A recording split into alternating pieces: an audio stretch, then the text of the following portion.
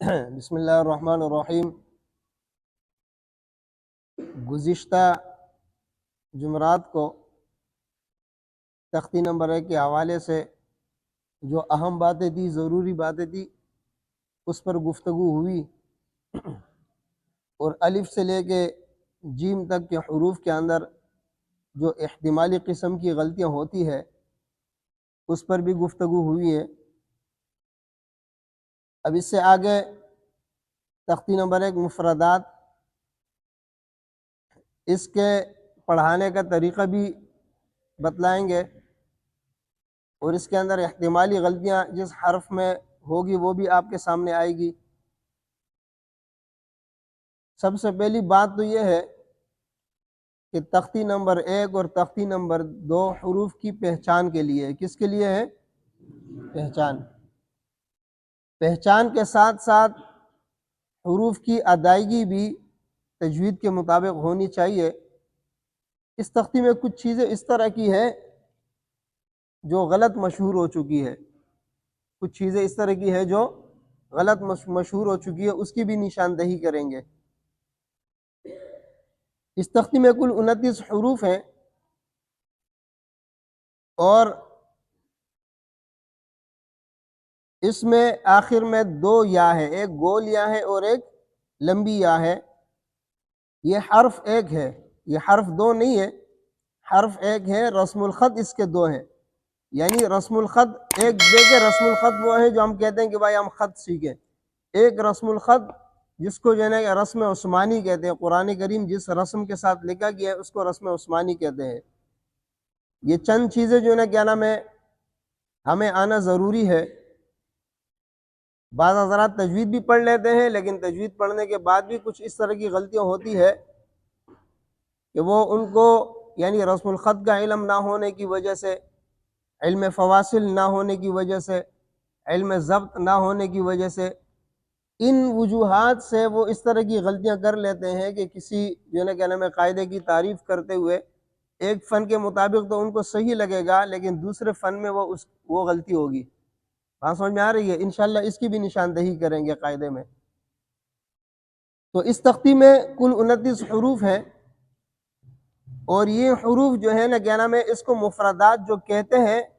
مفردات کے معنی یہ ہے کہ الگ الگ لکھے ہوئے حروف۔ یہ بات یاد رکھنا، کوئی بھی حرف مفرد نہیں پڑھا جا سکتے، یہ بڑی پوائنٹ کی بات ہے۔ یہ با اکیلے نہیں پڑھا گیا، بلکہ با 2 حروف پڑھے گئے ہیں، با اور الف۔ بات سمجھ میں آ رہی ہے؟ اسی طرح آپ کسی بھی حرف کو پڑھیں گے نا مفرد پڑھا نہیں جاتا ہے۔ را الف زبر را 2 حروف پڑھے گئے نا، یہ لکھنے میں مفردات ہیں۔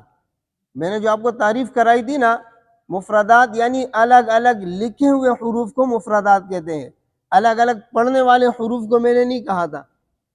یہ بات یاد رکھنا، کیوں کوئی بھی حرف بغیر حرکت کے اور بغیر جو ہے نا کیا نام ہے مرکب ہونے کے پڑھا ہی نہیں جاتا ہے۔ آپ جیم پڑھیں گے نا، جیم کتنے حرفوں سے مرکب ہے؟ 3 حرفوں سے مرکب ہے، جیم یا میم۔ بات سمجھ میں آ رہی ہے کہ نہیں آ رہی ہے؟ ہاں، تو یہ مفردات جو مفردات کے معنی کیا ہے؟ یعنی الگ الگ لکھے ہوئے حروف، الگ الگ لکھے ہوئے حروف۔ یہ لکھنے میں جو نا الگ الگ ہیں، پڑھنے میں یہ کوئی بھی حرف اکیلا نہیں پڑھا جا سکتے۔ یہ بات سمجھ میں آ رہی ہے؟ تو اس کے اندر جو ہے نا کہنا میں کل 29 حروف ہے۔ ان 29 حروف میں 15 حروف 3 حرفی ہیں جو مد والے ہیں، اور ایک حرف 3 حرفی ہے بغیر مد کے جو الف ہے، جس کو ہم الف بولتے ہیں نا۔ اس پر میں نے پچھلے جو ہے نا کیا نام ہے جمعرات بات کی تھی۔ الف جو ہے نا کیا نام ہے اس میں یہ الف تو ہے، یہ الف مکتوبی ہے، ملفوظی نہیں ہے، یعنی اس میں حرف مد نہیں پڑھا جا رہا ہے۔ الف حرف مد اس میں نہیں پڑھا جا رہا ہے۔ الف کے علاوہ باقی جو 3 حرفی حروف ہیں ان میں مد ہوتا ہے، ان میں کیا ہوتا ہے؟ مد۔ اس مد کی میں آپ کو آگے وضاحت کروں گا کہ کون سا مد ہے یہ، صحیح ہے؟ اس کے بعد 12 حروف ایسے ہیں جو 2 حرفی ہیں، جن میں مد اصلی ہوتے ہیں، جن میں کیا ہوتا ہے؟ یعنی ایک الف کے برابر مد ہوتا ہے۔ کتنے حروف ہیں؟ 12 ہے۔ ایک حرف ایسا ہے کہ وہ 4 حرفی ہے۔ کتنا ہے؟ 4 حرفی ہے، وہ حمزہ، صحیح ہے؟ اس میں ہم نے کس چیز کا خیال کرنا ہے؟ ادائیگی کا خیال کرنا ہے کہ ادائیگی اس کی کس طرح ہے، اور بچے کو حروف کی پہچان کرانے کا طریقہ کیا ہے، بچے کو حروف کی پہچان کرانے کا طریقہ کیا ہے۔ دو چیزیں اہم ہیں، ایک اس کے اندر جو ہے نا ادائیگی بچے کی صحیح کرنا، دوسری ہے کہ بچے کو پہچان کرانا، یہ دو چیزیں اہم ہیں۔ ادائیگی اس وقت ہم صحیح کریں گے جب ہماری اپنی ادائیگی بھی صحیح ہو، اور ہمیں جو ہے کیا نام ہے بچہ اگر کوئی غلطی کرتا ہے ہم غلطی کو پہچان بھی لیں۔ جب ہمیں غلطی کی پہچان ہوگی تو تب ہم بچے کی ادائیگی درست کر سکیں گے، اور خود ہماری ادائیگی صحیح ہوگی تو ہم بچے کی ادائیگی کیا کریں گے، درست کر سکیں گے۔ تو اس کے لیے الف سے لے کے جیم تک تو میں نے پڑھا دیا تھا۔ اس کے بعد ہے ہا، کیا ہے، ہا۔ ہا کے اندر دیکھیں سب سے پہلی بات تو یہ ہے کہ ہا میں سختی نہیں ہے، ہا میں سختی نہیں ہے۔ ہا کے اندر کون سی صفت ہے، ہمس، کون سی صفت ہے، ہمس۔ فحثہ شخص سکت، فحثہ، ہا ہے نا، تو صفت ہمس کا مطلب یہ ہے کہ سانس جاری رہ سکے، یعنی اس کو ادا کرتے وقت مخرج میں ایسے ذوف کے ساتھ یا نرمی کے ساتھ ٹھہرے کہ سانس جاری رہ سکے، سانس کیا ہو، جاری رہ سکے، اور آواز میں قسم کی پستی ہو، آواز میں قسم کی کیا ہو، پستی ہو۔ تو اس کو اتنی سختی سے ہم نہ پڑھے کہ اس سے حلوہ نکالے، اتنی سختی سے نہ پڑھے کہ اس سے کیا نکالے، حلوہ۔ دوسری بات یہ ہے کہ اس کے اندر جو الف ہے، الف میں نے آپ کو پچھلے مرتبہ بتایا تھا کہ کتنی غلطیاں ہو سکتی ہیں، طالب علم الف میں کتنی قسم کی غلطیاں کر سکتے ہیں۔ با میں نے آپ کو بتایا تھا نا، با کے اندر، تا کے اندر، سا کے اندر جو الف آتا ہے اس میں جس قسم کی غلطیاں ہوتی ہیں میں نے آپ کو اس کی نشاندہی پچھلے سبق میں کر دی تھی، اس میں بھی آپ سمجھ لیں اس کو۔ دوسرے اس کے بعد ہے خواہ، خواہ کے اندر کیا غلطی کرتے ہیں، خواہ میں جو غلطی کرتے ہیں وہ یہ ہے کہ خواہ میں ہونٹ گول کر لیتے ہیں، کیا کر لیتے ہیں، ہونٹ گول کرنے پر میں نے آپ کو تفصیلی بات بتائی تھی کہ ہونٹ گول کرنے سے دیکھیں یہ آپ یاد رکھیں کہ ہونٹ جو ہے نا کیا نام ہے پیش میں یا واؤ میں گول ہوں گے، ہونٹ کب گول ہوں گے، پیش میں یا واؤ میں، صحیح ہے۔ تو اگر آپ ہونٹ گول کریں گے تو اس میں پیش بھی نہیں ہے اور اس میں واؤ بھی نہیں ہے، تو پھر گول کرنے کی ضرورت ہے نہیں ہے، بات سمجھ میں آ رہی ہے ہاں۔ اسی طرح آپ اس چیز کو خیال رکھیں، جب کہیں پہ زیر آئے گا نا، زیر، کسرہ آئے گا، زیر آئے گا، تو اس میں یہ نیچے والے ہونٹ کو تھوڑا سا گرا کے پڑھتے ہیں، نیچے والے ہونٹ کو تھوڑا سا، یہ آپ یاد رکھنے، جیسے جیم ہے نا، جیم، جیم کے اندر ہونٹ تو گول نہیں ہوگے، جیم کے نیچے کیا ہے، زیر ہے، اس کس طرح پڑھیں گے، جیم، بتایا تھا میں نے، اس کے یا مد کے اندر ناک میں آواز نہیں لے جائیں گے، بات سمجھے نا، تو اس چیز کا آپ نے خیال رکھنا ہے۔ آگے ہے خواہ، خواہ کے اندر جو نا میں نے آپ کو بتایا کہ یہ موٹا حرف ہے، لیکن موٹا حرف ہونے کی وجہ سے اس میں ہونٹ گول نہیں ہوں گے۔ ہونٹ گول ہونے کے لیے میں نے آپ کو بتایا تھا کہ الف سے لے کے یا تک صرف واؤ میں ہونٹ گول ہوں گے، واؤ میں ہر حالت میں، واؤ پر زبر ہو، زیر ہو، پیش ہو، کڑا زبر، کڑی زیر، الٹا پیش، دو زبر، دو زیر، دو پیش، جزم، تشدید، کچھ بھی ہو واؤ پر، صحیح ہے، ہونٹ گول ہوں گے۔ اور واؤ کے علاوہ باقی جو حروف ہیں 28 حروف، ان 28 حروف میں الف تو جو ہے نا کیا نام ہے اکیلے نہیں آتے ہیں، اگر الف کے اوپر زبر، زیر، پیش یا جزم آ جائے گا تو حمزہ بن جائے گا، تو باقی یہ 27 حروف ہیں، ان میں اگر کسی حرف کے اوپر پیش آئے، ایک پیش، دو پیش یا الٹا پیش، تو ان کے اوپر ہونٹ گول ہوں گے، ورنہ ہونٹ گول نہیں ہوں گے، بات سمجھ میں آ رہی ہے۔ پھر اس کے اندر ایک بات اور بھی ذہن میں رکھیں، یہ موٹے حروف ہے نا، یہ با اعتبار حرکات کے اس کے 5 درجات ہیں، با اعتبار حروف کے اس کے 10 درجات ہیں، با اعتبار حروف کے اس کے کتنے درجات ہیں، 10 درجات ہیں، بات سمجھ میں آ رہی ہے کہ نہیں آ رہی ہے۔ 10 درجات کس طرح ہے، 7 حروف ایسے ہیں جو ہمیشہ موٹے پڑے جاتے ہیں، 7 حروف ایسے جو ہمیشہ موٹے پڑے جاتے ہیں، اور 3 حروف ایسے جو کبھی موٹے کبھی باریک پڑے جاتے ہیں، تو یہ 10 ہو گئے نا۔ ہاں یہ میں ترتیب آپ کو بتاؤں گا، جب پوری تختی ہو جائے گی پھر آپ کو ترتیب بتاؤں گا، صحیح ہے۔ تو خواہ جو ہے نا کیا نام ہے یہ بھی خیال رکھے، تمام حروف جو ہے نا کیا نام ہے ادائیگی میں ایک جیسے موٹے نہیں ہوتے ہیں۔ دوسری بات یہ کہ باعتبار حرکات کے بھی ایک جیسے نہیں ہوتے، صحیح ہے نا، یہ 2 باتیں میں آپ کو سمجھاؤں گا۔ اس کے بعد ہے دال، دال اور تا کا مخرج کیا ہے، ایک ہے، دال اور تا کا مخرج کیا ہے، ایک ہے۔ اس میں ہم نے اس چیز کا خیال رکھنا ہے، تا میں نے آپ کو بتایا تھا طلبہ کیا غلطی کرتے ہیں، زبان باہر نکال دیں، تا تا تا، تو یہ غلط ہے۔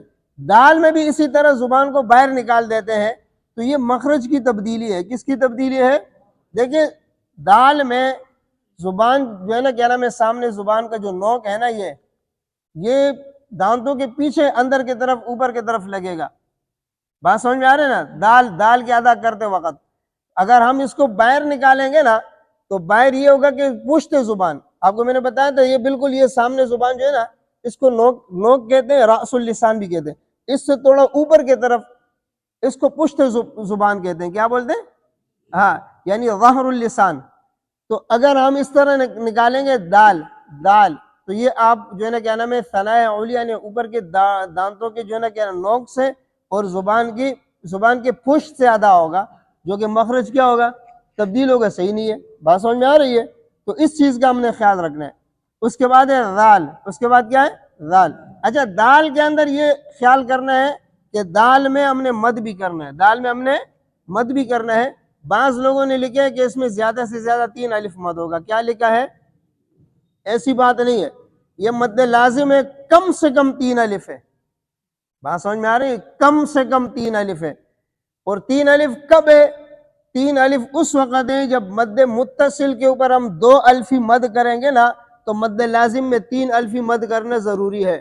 اگر مد متصل میں 4 الفی مد کریں گے تو مد لازم میں 5 الفی مد کرنا ضروری ہے۔ یہ بات سمجھ میں آ رہی ہے کہ نہیں آ رہی ہے؟ ہاں، مدات کی قسمیں میں آپ کو بتاؤں گا۔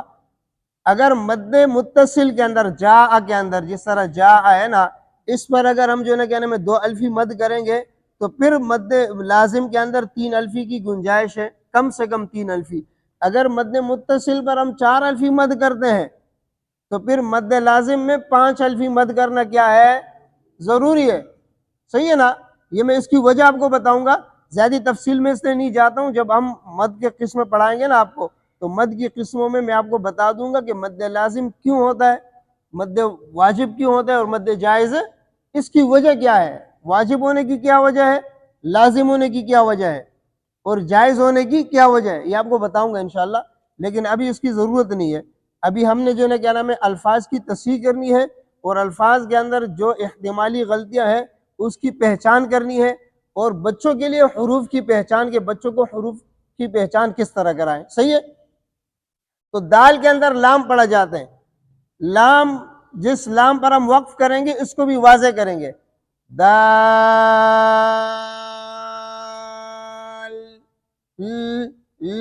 یہ لام آخر میں ظاہر کرنا ہے، لام کو آخر میں کیا کرنا ہے؟ ظاہر کرنا ہے۔ بات سمجھ میں آ رہی ہے؟ ہاں، بچے کو سمجھانے کے لیے 1 الف مد کے لیے پہچان کس طرح کرائیں گے؟ ہاں، اس طرح۔ اور 5 الفی مد کے لیے پہچان کس طرح کرائیں گے؟ دال۔ یہ 5 انگلیاں کھل گئی، بچے کو جو ہے نا مقدار کا پتہ چلے گا کہ کتنا ہو گیا ہے۔ وہ بعد میں پڑھتے پڑھتے وہ سیکھ جاتے ہیں بچہ، لیکن شروع میں تھوڑی سی پریشانی ہوتی ہے اس کو۔ صحیح ہے؟ رال میں بھی اسی طرح مد کریں گے۔ اچھا، رال کے اندر ہم نے یہ اس چیز کا خیال رکھنا ہے کہ رال کو ہم اس طرح بھی نہ پڑھیں کہ دال کی طرح آواز آ جائے۔ ہاں، رال میں صفت ہمس نہیں ہے، صفت جہر ہے۔ کون سے صفت ہے؟ ہاں، دال میں صفت جہر ہے، جہر کی وجہ سے دال کو ہم بالکل وہ نہیں کریں گے۔ دیکھو یہ ایک بات آپ یاد رکھنا، میں نے آپ کو کہا نا کہ کچھ چیزیں اس میں مشہور ہیں، کہتے ہیں کہ سختی والے حروف کتنے ہیں؟ بولتے ہیں نا، کتنے ہیں؟ کون کون سے بولتے ہیں؟ اور نرمی والے حروف کتنے ہیں؟ کون کون سے ہیں؟ یہ بولتے ہیں نا، یہ بولنا ہی غلط ہے، یہ بولنا ہی غلط ہے۔ سین کے اندر صفت ہمس ہے کہ نہیں ہے؟ صاد کے اندر صفت ہمس ہے کہ نہیں ہے؟ اور سین کے اندر جو ہے نا کیا نام ہے رخوت ہے کہ نہیں ہے؟ ہاں، ہے کہ نہیں ہے؟ رخوت بھی ہے، صاد میں رخوت بھی ہے، زا میں رخوت بھی ہے۔ بات سمجھ میں آ رہے کہ نہیں آ رہے؟ تو سین اور صاد کے اندر جو ہے نا کیا نام ہے صفت ہمس ہے، کیا ہے؟ فحثہ شخص سکت، شخص صاد ہے نا، سکت میں سین ہے۔ اب اس کو سختی والے حروف کیسے کہیں گے؟ صفت کہتے ہیں کہ بھائی اپنے مخرج میں ضعف کے ساتھ ٹھہریں اور آواز میں ایک قسم کی پستی ہو اور سانس جاری رہے، اور یہ صفت لازمہ ہے۔ کون سی صفت ہے یہ؟ صفات لازمہ میں سے ہے کہ نہیں ہے؟ وہ کہتے ہیں کہ نرمی والے حروف، اللہ کے بندے نرمی والے حروف کو نہیں کہو، سمجھے نا؟ پھر اسی طرح صفت جو نا کیا نام ہے شدت اور رخوت میں آپ دیکھیں، شدت کے اجیدو کا قطبتا، شدت کے اندر زا بھی نہیں ہے، شدت کے اندر سین بھی نہیں ہے، اور شدت کے اندر صاد بھی نہیں ہے۔ تو صفت رخوت ہے، اس میں رخوت کے کیا معنی ہے؟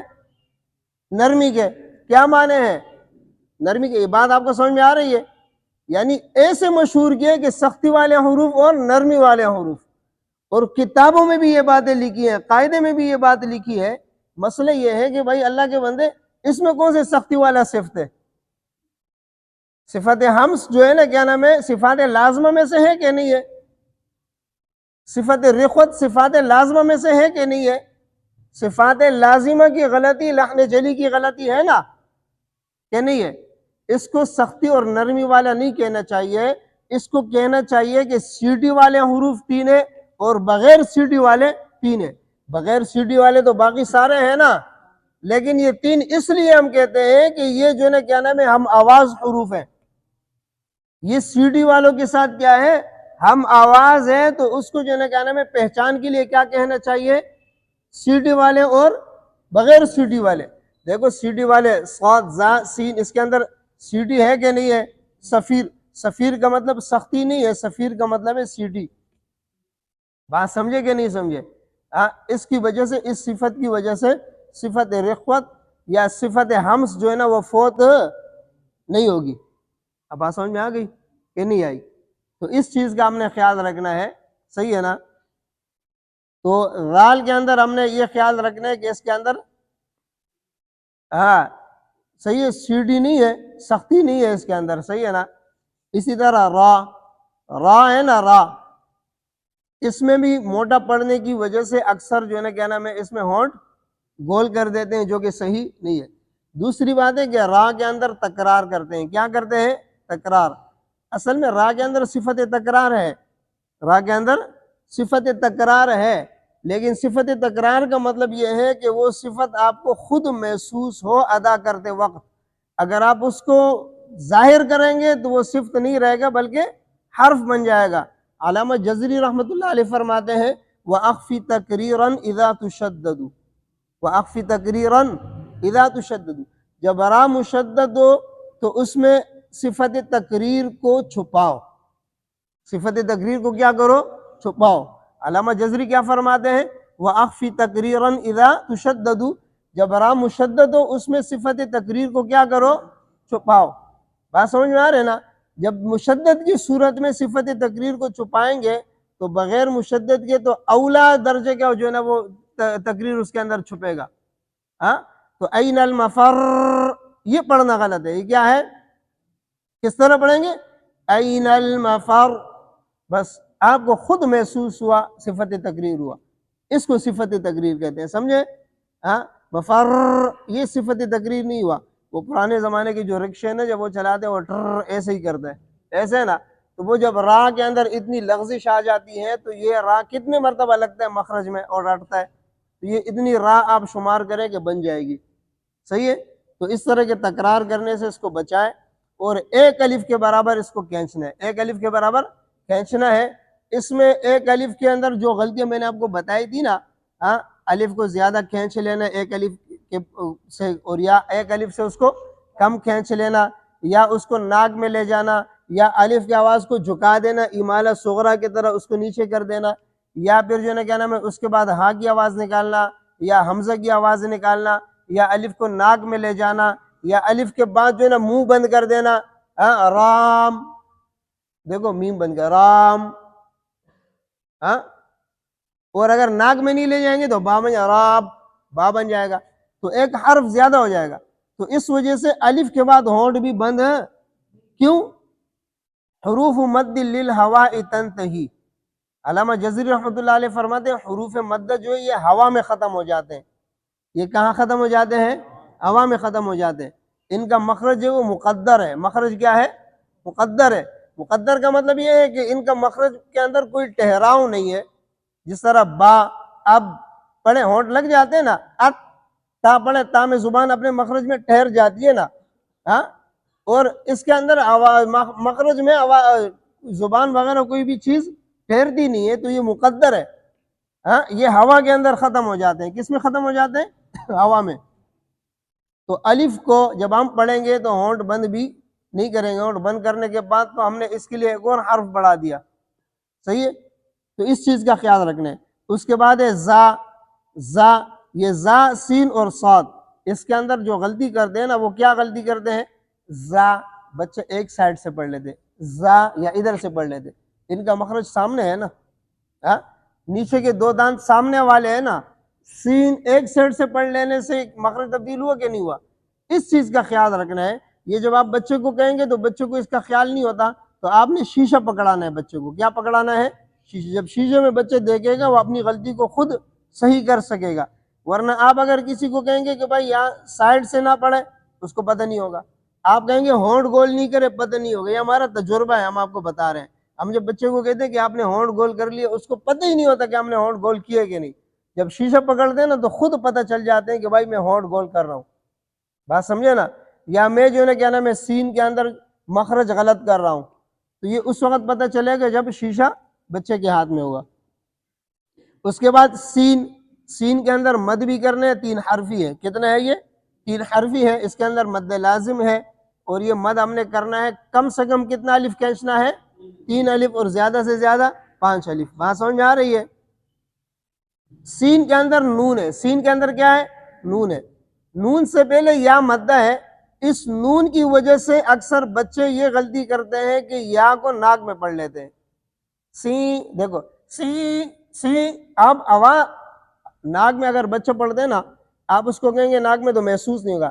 آپ اس کو کہیں کہ ناک بند کر دے. جب وہ ناک بند کرے گا نا، دیکھ سی، پتہ چلے گا کہ ناک سے آواز آ رہی ہے.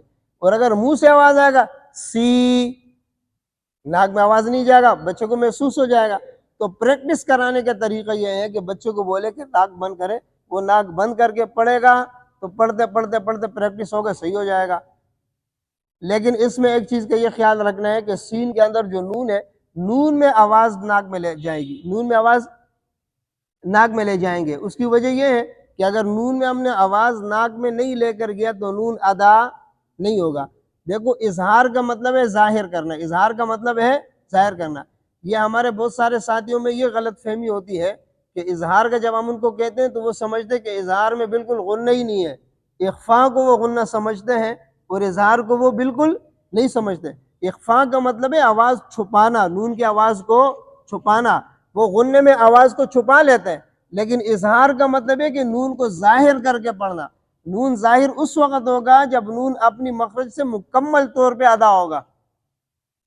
نون اور میم جب اپنے مخرج سے مکمل طور پر ادا ہوگا تب اس کے اندر کیا ہوگا؟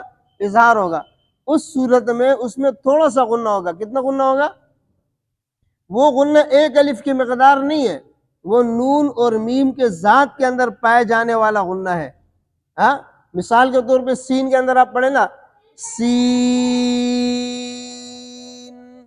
اب نون ظاہر ہوا نا، اب ناک میں نہ لے جا کے پڑھے. سین، دال بنا. کیا بنا؟ اب غور سے پڑھے، آپ پڑھ کے دیکھیں.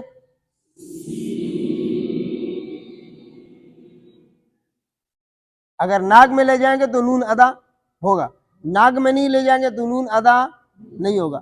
تو نون اور میم کے اندر اس کو کہتے ہیں غنہ آنی. کیا کہتے ہیں؟ آنی. غنہ آنی کا مطلب ہے جیسے پلک چپکتے ہیں نا، ہاں، پختو کی کہ نا سر کے پرب باندھے، ہاں، کہتے پلک چپکتے ہی. ہاں، بات سمجھے نہیں سمجھے؟ وہ سلیمان علیہ السلام کے زمانے میں جب اس نے کہا نا کہ پلک چپکتے ہی میں بلقیس کا تخت لے آؤں گا، آپ سمجھے نہیں سمجھے؟ ہاں، تو پلک چپکتے ہی یعنی اتنا ہلکا سا غنہ کرنا ہے کہ اس میں نون کیا ہو جائے؟ ظاہر ہو جائے. اگر یہ غنہ نہیں کریں گے تو نون اور میم ظاہر نہیں ہوگا، یعنی اس کا ذات ہی ظاہر نہیں ہوگا. صحیح ہے؟ اس کے بعد شین. شین کے اندر ایک صفت تفشی ہے. وہ تفشی کی وجہ سے اکثر جو ہے نا کیا نام ہے ہونٹ گول کر لیتے ہیں. یا شین کے اندر ایک چیز کا خیال رکھنا، یہ شین ادا کرنے کا، یہ جو زبان کا درمیان والا حصہ ہے نا، یہ چھوڑا والا حصہ، یہاں سے اس کی جو نا تفشی ادا ہوگی شین کی. اگر اسے تھوڑا سا آگے کریں گے نا تو اس میں سین کی آمیزش ہوگی. کس کی؟ دیکھیں یہ غلط ہے، یہ صحیح ہے. اکثر بچے آپ دیکھیں گے ان کی شین کی غلطی ہوتی ہے. وہ کس طرح پڑھتے ہیں؟ من الشیطان شیطا، اس طرح شیطا. وہ سین کو اور شین کو ان دونوں کے درمیان سے ادا کرتے ہیں حرف، نہ وہ شین کے مخرج سے ادا کرتے ہیں نہ سین کے مخرج سے. تو شین کا مخرج کیا ہے؟ یہ آواز منہ میں پھیل جائے، صفات لازمہ میں سے ہے. کس میں سے ہے؟ صفات لازمہ. اگر ادا نہیں ہوں گے، صفات لازمہ ادا نہیں ہوں گے تو آپ کیا سمجھیں گے کون سی غلطی ہوگی؟ ہے لحن جلی کی غلطی ہوگی. صحیح ہے. اس کے بعد ضاد. یہ ضاد کے اوپر میں پورا کلپ بناؤں گا، ضاد کے اوپر میں انشاءاللہ پورا کلپ بناؤں گا. میں نے وہ جبڑا لے کر آیا ہے، وہ دانتوں کا جو جبڑا ہے نا پورا، وہ میں نے خریدا ہے. انشاءاللہ اس کے اوپر ایک سبق بنائیں گے، تفصیل سے اس کے اوپر بات کریں گے. ابھی مختصر سی بات اتنی کرتا ہوں کہ ضاد بعض لوگ اس کو دال کے طرف پڑھتے ہیں، بعض لوگ اس کو زا کے طرف پڑھتے ہیں، بعض لوگ تو طا کے طرف بھی پڑھ لیتے ہیں. ولا الضالین پڑھتے نہیں پڑھتے؟ ہاں اچھا صاد رہ گیا. صاد، صاد کے اندر آپ نے ایک بات یاد رکھنی ہے کہ صاد میں ایک صفت اطباق ہے، ایک صفت استعلاء ہے. صفت اطباق کا مطلب ہے زبان کے درمیان والا حصہ اوپر اٹھ جانا، اور استعلاء کا مطلب ہے زبان کا آخری والا حصہ اوپر کی طرف اٹھ جانا. بات سمجھ میں آ رہی ہے نا؟ اور یہ دونوں صفات کون سے ہیں؟ صفات لازمہ ہے. دونوں صفات کون سے صفات ہے؟ صفات لازمہ ہے. صحیح ہے. اگر ان دونوں میں سے کوئی ایک صفت رہ جائے گا تو صفات لازمہ کی غلطی ہو جائے گی. کس کی غلطی ہو جائے گی؟ صفات لازمہ کی. تو صاد کے اندر اکثر یہ غلطی کرتے ہیں کہ سین اور قاف پڑھتے ہیں، سین اور قاف. صاد، صاد، دیکھو سنو، صاد، صاد. اب دیکھو نا صاد ایسے ہوا نہیں ہوا، سین اور قاف.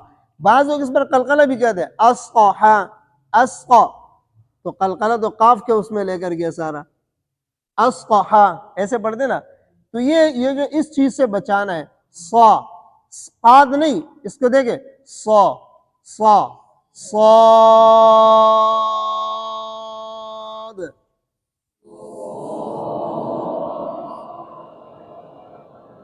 دیکھا، یہ پتلا نہیں، سیٹی کی آواز باریک نہیں نکالنا ہے. سیٹی کی آواز باریک نکال کے قاف کے طرف چلے جانا، اس کا مطلب یہ ہے کہ آپ نے صفت اطباق ادا نہیں کیا. صا، صا، صا، صا، صا، یہ غلط ہے. صحیح ہے. اس چیز کا خیال رکھنے کہ صا غلط ہے. ہونٹ بھی گول نہیں کرنے، ہونٹ بھی گول نہیں کرنے. صحیح ہے. تو اس کا خیال رکھنے، اور اس کے اندر مد بھی کرنے. اور پھر صاد جو ہے نا 3 حروف سے مرکب ہے. کتنے؟ صاد، الف اور دال. تو اس کے اندر دال ساکن ہے، دال ساکن کے اوپر قلقلہ کریں گے. دال ساکن کے اوپر کیا کریں گے؟ کس طرح پڑھیں گے؟ صاد.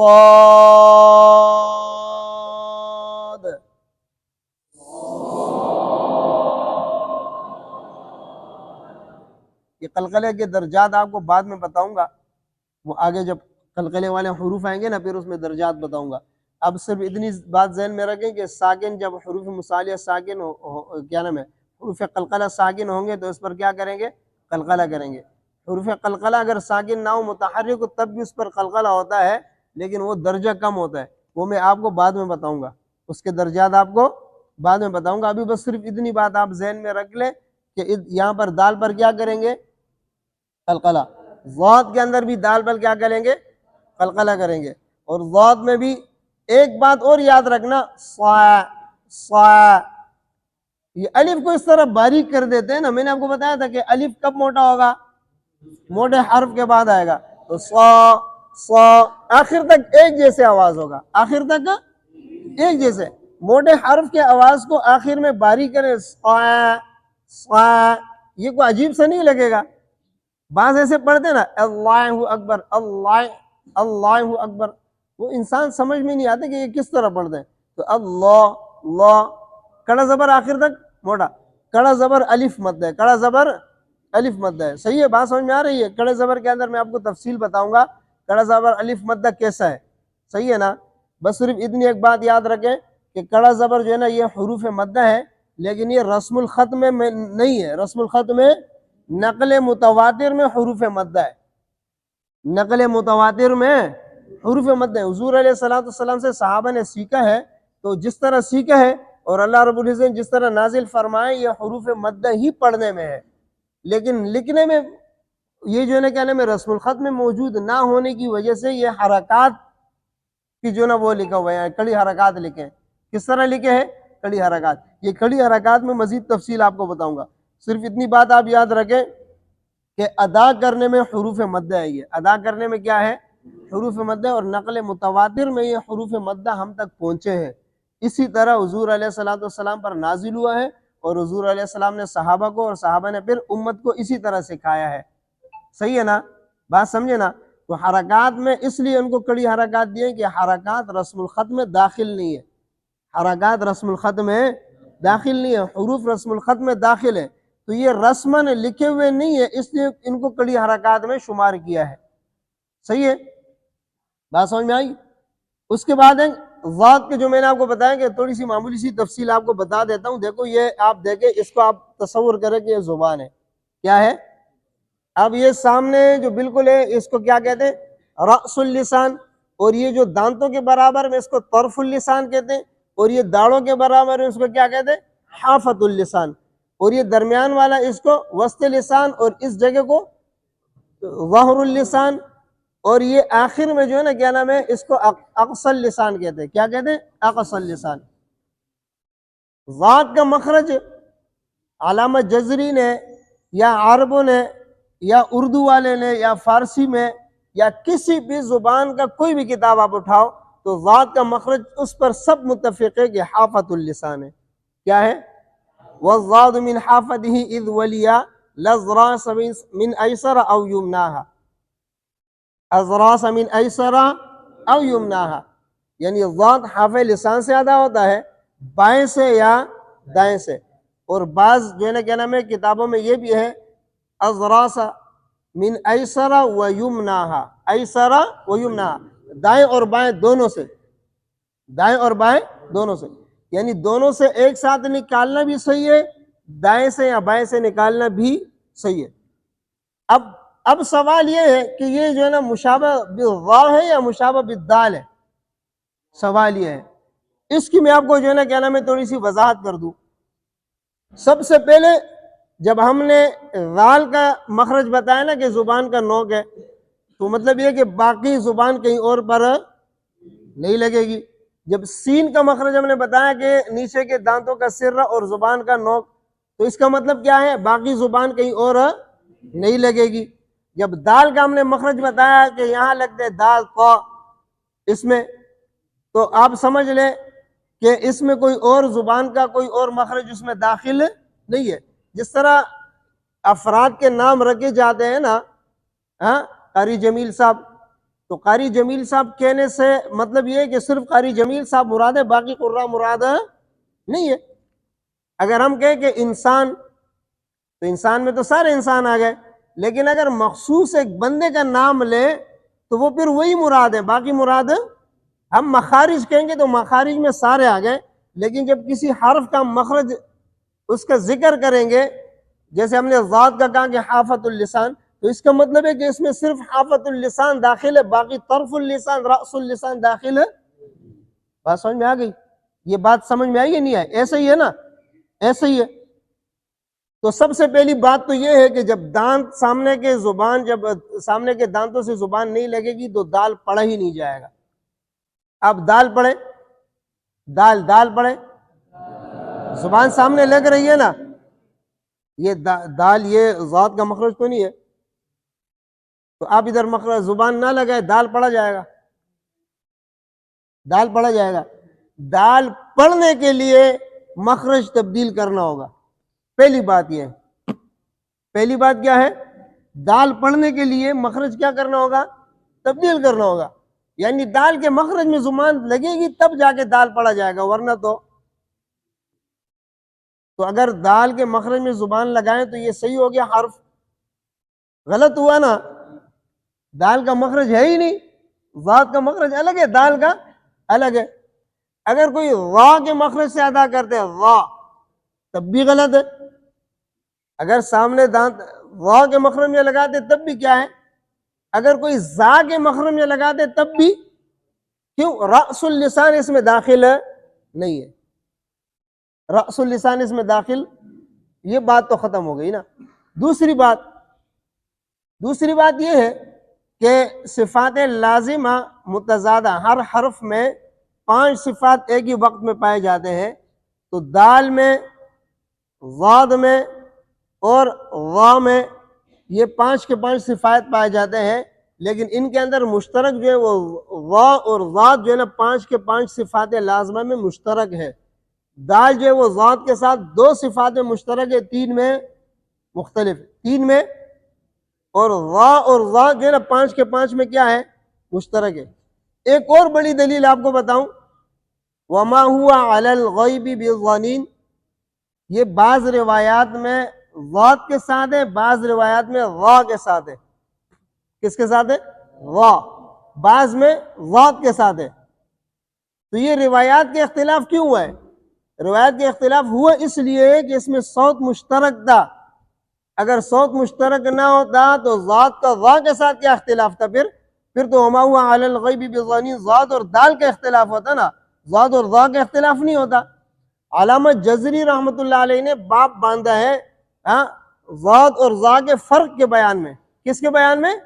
ذات اور ذا کے فرق کے بیان میں پورا باب باندھا ہے علامہ جزری رحمۃ اللہ علیہ نے، اور اس میں باقاعدہ لکھا ہے، کلمات لے کر آئے ہیں کہ خیال کرنا یہ کلمات ذا کے ساتھ ہے اور یہ کلمات ذات کے ساتھ ہے، کہیں ایسا نہ ہو کہ ذات کی جگہ آپ ذا پڑھ لیں اور ذا کی جگہ آپ تو کیوں اس طرح کہتے؟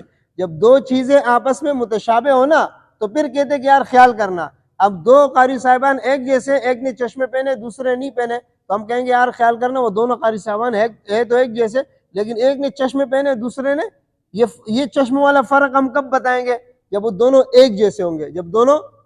اگر دونوں ایک دوسرے کے مختلف ہے تو فرق بتانے کی ضرورت ہے نہیں ہے۔ آپ سمجھے نہیں سمجھے؟ 2 جڑواں بھائی ہے نا، جڑواں بھائی، 2 جڑواں بھائی میں فرق معلوم کرنے کے لیے آپ نے دونوں کو دیکھیں، آپ پریشان ہو گئے، دونوں ایک جیسے ہیں، تو آپ فرق کے لیے کوئی نہ کوئی چیز اس میں رکھیں گے نا تاکہ میں فرق محسوس کروں۔ اگر 2 بھائی آپ نے دیکھیں کہ 2 بھائی ہیں لیکن وہ ایک جیسے نہیں ہے، اس میں آپ نے کبھی سوچے کہ یار یہ فرق اس میں کیا ہے؟ فرق سوچے نہیں۔ قرآن کریم میں متشابہات آتے ہیں نا، تو ہم متشابہات میں فرق جو ہے نا کیا نام ہے رکھتے ہیں، کیا رکھتے ہیں؟ فرق رکھتے ہیں کہ یار خیال کرنا ادھر، جیسے وہ جو ہے نا کیا نام ہے بچوں کا ہم اکثر بتاتے ہیں نا، وَيُبَشِّرَ الْمُؤْمِنِينَ الَّذِينَ يَعْمَلُونَ الصَّالِحَاتِ وَيُبَشِّرُ الْمُؤْمِنِينَ الَّذِينَ يَعْمَلُونَ الصَّالِحَاتِ، ایک جگہ پیش ہے ایک جگہ زبر ہے، تو ہم بچوں کو فرق سمجھانے کے لیے یہ کہتے ہیں وَيُبَشِّرُ، جہاں پر پیش ہے نا تو سبحان الذی سورت کے شروع میں پیش ہے، تو وَيُبَشِّرُ را کے اوپر کیا ہے؟ پیش ہے۔ وَيُبَشِّرَ الْمُؤْمِنِينَ وَالْحَمْدُ لِلَّهِ الَّذِي أَنزَلَ عَلَى عَبْدِ الْكِتَابَ، الحمد کے حمزہ پر زبر ہے تو یبشر را پر بھی زبر ہے۔ وہ تو علماء کو پتہ ہے کہ لام کئی جو ہے نا کیا نام ہے عطف ہے لام کئی کے اوپر، لیونذرا ولیبشرا، یہ واو عطف ہے نا لیونذرا کے لام کئی پر، وہ تو علماء کو پتہ ہے، طلباء کو تو پتہ نہیں ہے۔ طلباء کو سمجھانے کے لیے ہم کیا کہتے ہیں کہ سورت کے شروع میں زبر آ گیا تو آپ یہاں پر کیا ہوگا؟ زبر ہوگا۔ سورت کے شروع میں پیش ہے تو یہاں پر کیا ہے؟ پیش ہے۔ یہ پہچان اب کب بتاتے ہیں؟ جب مشابہات ایک جیسے ہوتے ہیں، جب مشابہات، تو پہچان انسان اس وقت تلاش کرتے ہیں جب ایک جیسے ہوتے ہیں، اور جب ایک جیسے نہیں ہوں گے تو پہچان کی ضرورت ہوگی نہیں ہوگی۔ یہ 2 ڈیسک ایک جیسے ہیں تو اس میں جو ہے نا ہر بندہ اپنی نشانی لگاتا ہے پہچان کے لیے، صحیح ہے نا؟ اگر ایک پیلا ہے ایک جو ہے نا کالا ہے ایک لال ہے تو اس میں نشانی لگانے کی ضرورت ہے نہیں ہے، بھائی لال والا میرا ہے کالا والا میرا ہے، کوئی کہے گا کوئی پیلا والا میرا ہے، تو نشانی کی ضرورت اس وقت ہوتی ہے جب ایک کلر کے ہوتے ہیں۔ تو ذات کے اندر اور ذا کے اندر علامہ جزری رحمۃ اللہ علیہ نے فرق اس لیے بیان کیا کہ صوت مشترک ہے۔ کیا مشترک ہے؟ بات سمجھ میں آ رہی ہے؟ پھر علامہ جزری رحمۃ اللہ علیہ نے دیگر کتب میں بھی وضاحت سے لکھا ہے کہ ذات جو ہے نا وہ مشابہ بالذا ہے، نہ مشابہ بالدال ہے، نہ مشابہ بالدال ہے، صحیح ہے نا؟ اصل میں اس کے اوپر ایک مسئلہ بات لمبی ہو جاتی ہے، تو ایک وہاں جب ہم قطر میں گئے تھے نا، وہ ٹیم آئی تھی، اس میں سلیکٹ ہوا تھا، وہاں گئے تو وہاں اس نے اوقاف کے اندر جب ہم سے امتحان لیا تو میں نے پڑھا وقد افضى بعضكم، تعال تعال شیخ تعال تعال، هو يقرأ الضاد، شیخ كيف انا اقرأ ضاد ضاد، میں نے کہا شیخ انت اقرأ، اس نے پڑھا ضاد، اس نے کتاب لکھا تھا نا، وہ کتاب میں نے کھولا، میں نے شیخ انت كتبت في كتابك الضاد تخرج من حافة اللسان ولكن انت تقرأ من رأس اللسان، اب سمجھ میں آیا نہیں آیا؟ میں نے کہا آپ نے کتاب میں لکھا ہے کہ ضاد حافت اللسان سے ادا ہوتے ہیں، لیکن آپ جو ہے نا ادا کرتے ہیں رأس اللسان سے، یہ کیا بات ہے؟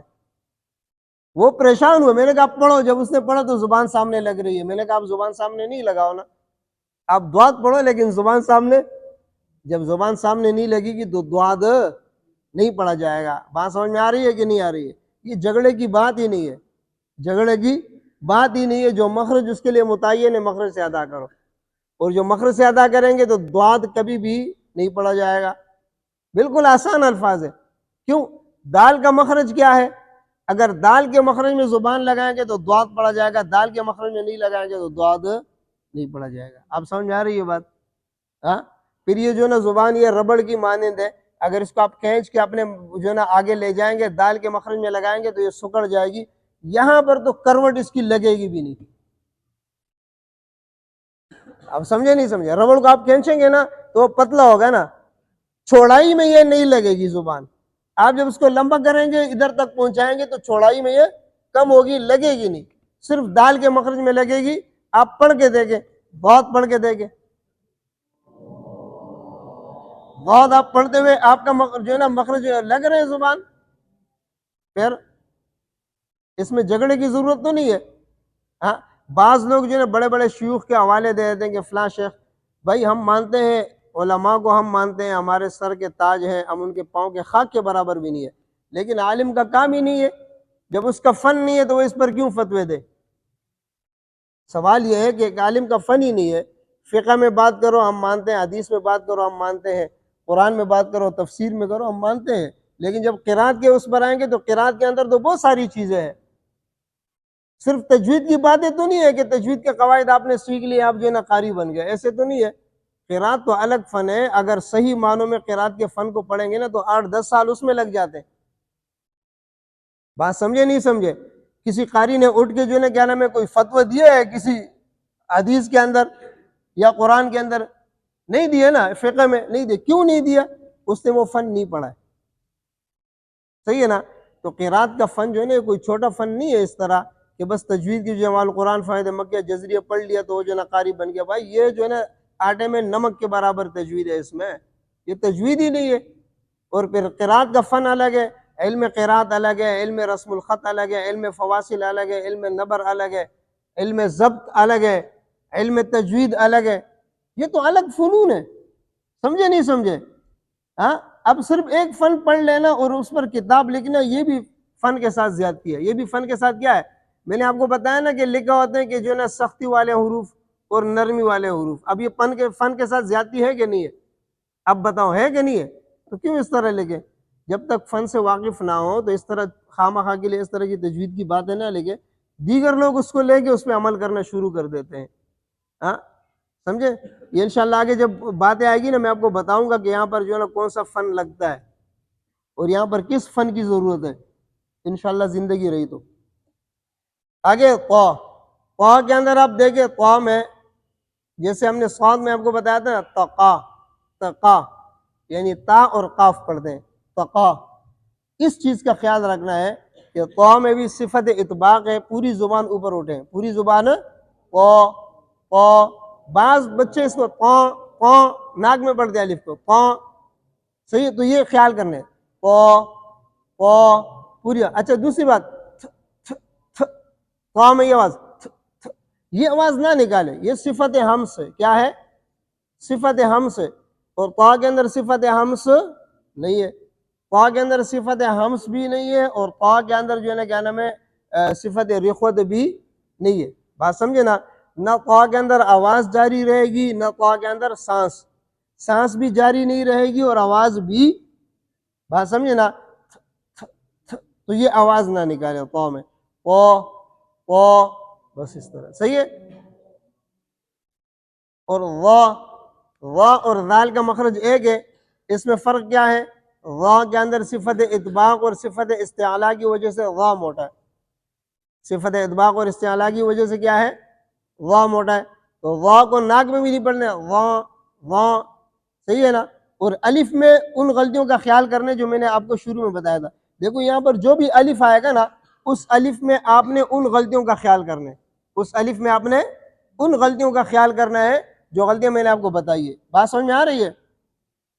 اس کے بعد ہے عین، آئین، آئین بات پڑھتے ہیں نا، آئین حمزہ بھی اس میں پڑھتے ہیں، آئین، تو اس کا خیال رکھنے کہ آئین نہ ہو جائے بلکہ کیا ہو؟ عین، عین کے یا کے اندر ناک میں آواز نہ لے جائے، اور عین میں جو نون ہے اس میں تھوڑا سا غنہ کرے۔ کون سا غنہ ہوگا یہ؟ غنہ آنی۔ بات سمجھ میں آ رہے؟ اور اسی طرح غین ہو گیا، غین میں بھی ہونٹ گول نہیں کریں گے، غوئی نہیں پڑھیں گے، اور یا کے اندر ناک میں آواز نہیں لے جائیں گے، نون میں تھوڑا سا آواز کیا کریں گے؟ ناک میں لے جائیں گے، صحیح ہے؟ اس کے بعد فا کا مخرج ہے، یہ آواز صفت ہم سے یہ نکالنا کیا ہے؟ فحث شخص سکت اجدو کا قطبتا، اس میں فا ہے نہیں ہے نا، تو اس کے اندر آواز بھی جاری رہے گی اور سانس بھی جاری رہے گی، آواز بھی اور سانس بھی، تو کس طرح پڑھیں گے؟ فا۔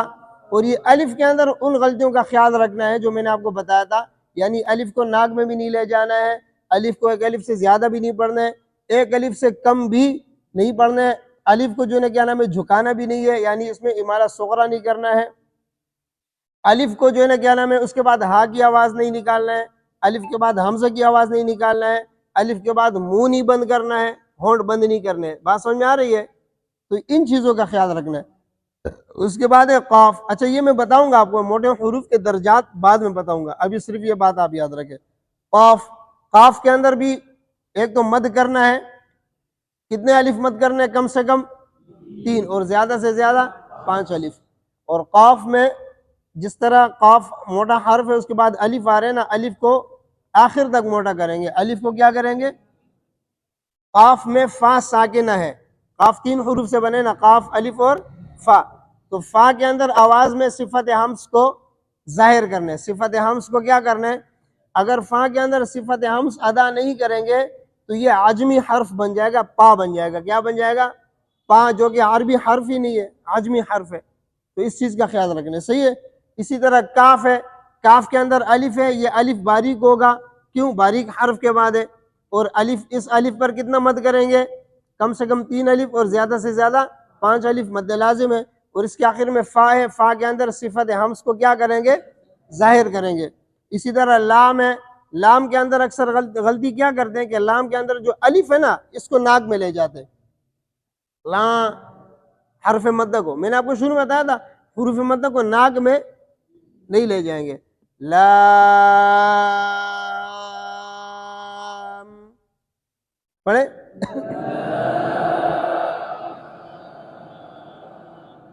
میم میں تھوڑا سا غنہ، میم میں، اور مد کم سے کم 3 الف، زیادہ سے زیادہ 5 الف۔ اس کے بعد ہے میم، میم بھی 3 حروف سے بنے، میم، یا اور میم، تو اس کے اندر جو یا ہے اس کا خیال رکھنا ہے، اس میں بہت مشکل ہو جاتا ہے، کیوں؟ میم ناک سے آدھا ہوتا ہے نا، تو اس میں جو یا ہے یا بھی ناک میں، اس کا خیال کرنا ہے کہ یا کو ناک سے ادا نہ کرے، یا کو ناک سے کس طرح پڑھیں گے؟ میم،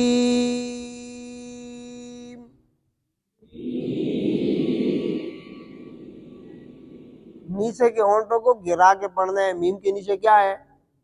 زیر ہے، کس طرح پڑھیں گے؟ میم، سمجھے؟ نون کے اندر بھی خیال رکھنا ہے کہ نون میں شروع میں بھی نون ہے، آخر میں بھی نون ہے، درمیان میں واو ہے، یہ میم اور نون کے آخر میں بھی غنہ کرنا ہے، میم کو نون کے آخر میں بھی غنہ کرنا ہے، میم، تھوڑا سا غنہ، نون کے آخر میں بھی نو، نو، نو، نو، واو کو ناک میں نہیں لے جانے، نون،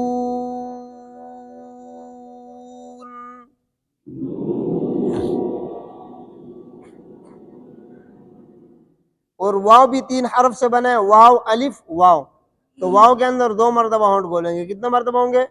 کیوں؟ پہلے بھی واو ہے، آخر میں بھی واو ہے. صحیح ہے. کس طرح پڑھیں گے؟ واو.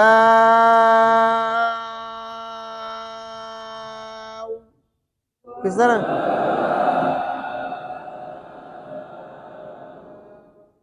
ہاں، ہاں کو موٹا نہیں کرنے.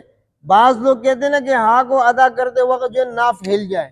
بھائی سب سے آخری مخرج جو ہے وہ یہ ہے، یعنی اقصائے حلق ہے. اقصائے حلق سے نیچے کوئی بھی مخرج ہے تو ناف ہلے گا تو کتنا فاصلہ ہے اس کے اندر، تو پیٹ میں ہے. تو پیٹ میں کوئی بھی مخرج نہیں ہے. اس کو موٹا نہیں کرنا ہے، اس کو زور نہیں دینا ہے.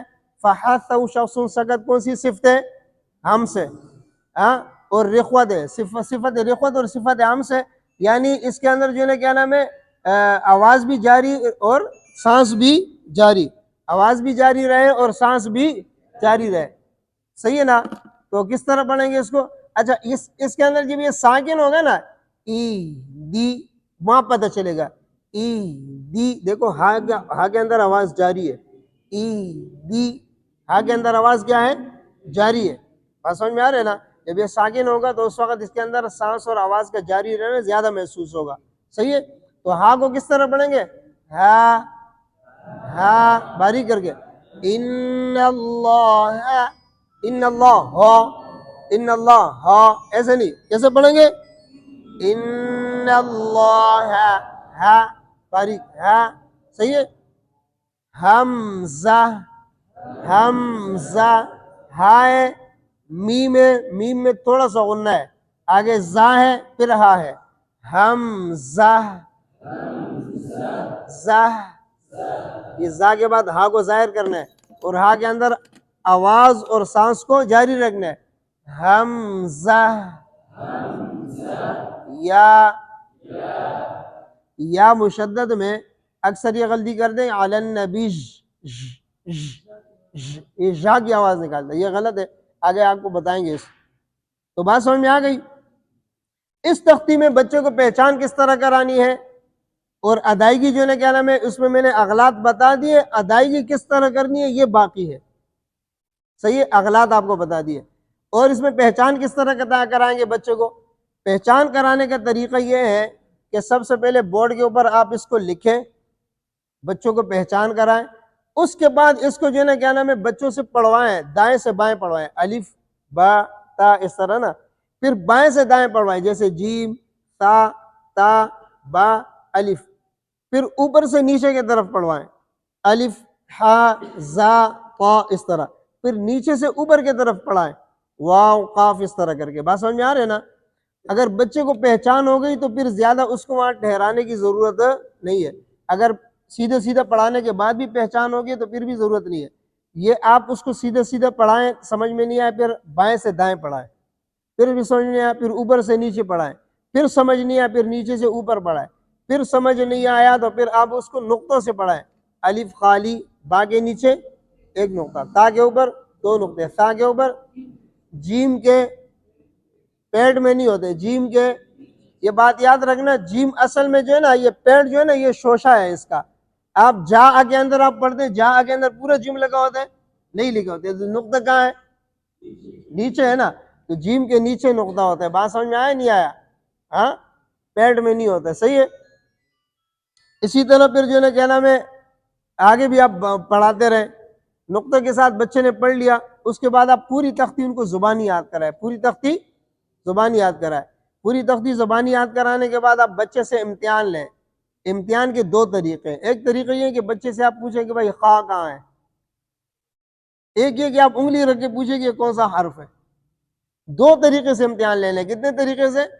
ایک آپ بچے کو کہیں گے کہ جیم بتاؤ کہاں پر ہے. دوسرا بچے کو انگلی رکھ کے بتائیں کہ یہ کون سا حرف ہے. صحیح ہے.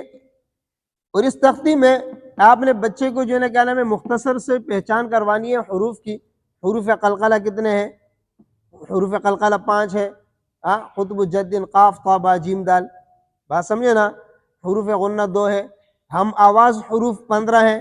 ہم آواز حروف میں اپنے خیال کرنا ہے. ہم آواز حروف کون سے؟ جیسے سا ہو گیا، سین ہو گیا، ذال ہو گیا، زا ہو گیا. بات سمجھ میں آ رہے نا؟